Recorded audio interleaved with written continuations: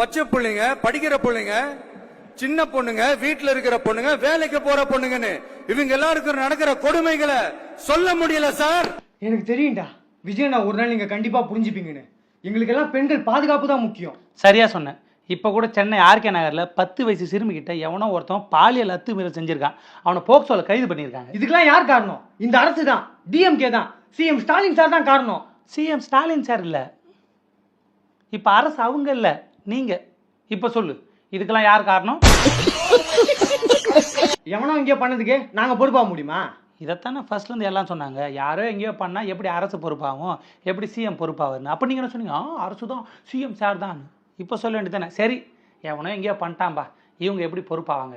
அப்படியே வச்சுக்கலாம். பண்ணது யார் தெரியுமா? அண்மை செய்தியை பார்த்து வருகிறோம். சென்னை ஆர்கே நகரில் சிறுமியிடம் பாலியல் அத்துமீறலில் ஈடுபட்ட தாவேகா வட்ட செயலாளர் கைது செய்யப்பட்டிருக்கிறார். சென்னை 43வது வார்டு தாவேகா வட்ட செயலாளர் தினேஷ் என்பவர் கைது செய்யப்பட்டிருக்கிறார். சாதா தினேஷ் இல்ல, ஸ்னேக் தினேஷ். வட்ட செயலாளர் ஸ்னேக் தினேஷ். அவர் சாதாரண ஆள் இல்லை.